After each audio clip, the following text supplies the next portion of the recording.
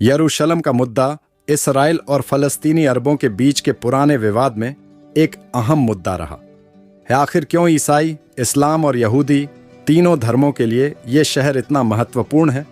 तीनों ही धर्म अपनी शुरुआत की कहानी को बाइबल के अब्राहम से जोड़ते हैं।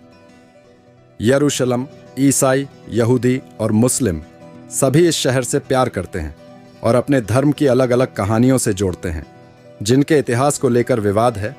हिब्रू में इसे यरूशलेम कहते हैं और अरबी में अल-कुद्स। ये दुनिया के सबसे पुराने शहरों में से एक है। यह शहर अक्सर विभिन्न धर्मों के लोगों के बीच विभाजन और संघर्ष की कहानियों का केंद्र रहा है, लेकिन इसकी पवित्रता को लेकर सबकी एक ही राय है।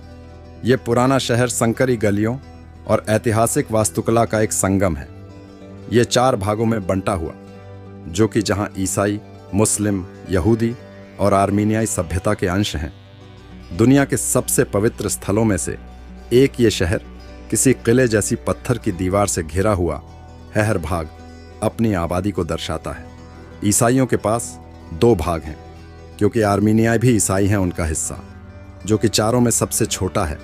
आर्मीनिया के सबसे पुराने सेंटर में से एक है सेंट जेम्स चर्च और मोनास्ट्री, जो कि उनके सेक्शन का एक बड़ा हिस्सा है।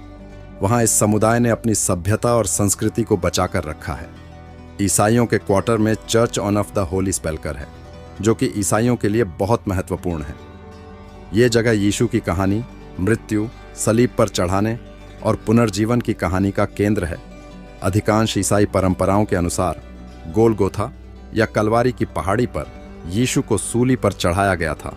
उनका मकबरा स्पेल्कर के अंदर स्थित है और यह उनके पुनरुत्थान का स्थल भी था। चर्च को अलग अलग ईसाई संप्रदायों के प्रतिनिधियों द्वारा संयुक्त रूप से मैनेज किया जाता है, मुख्य रूप से ग्रीक ऑर्थोडॉक्स पैट्रियार्चेट, फ्रैंकिसन फ्रैगर रोमन कैथोलिक चर्च और आर्मीनियाई पैट्रियार्क। इसके अलावा इथियोपियाई, कॉप्टिक और सीरियाई ऑर्थोडॉक्स चर्च भी इसमें मदद करते हैं।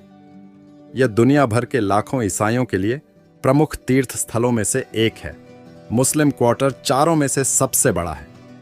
यहाँ पर डोम ऑन रॉक और अल-अक्सा मस्जिद स्थित हैं। इसे मुसलमानों को हरम अल शरीफ या पवित्र जगह की तरह जाना जाता है।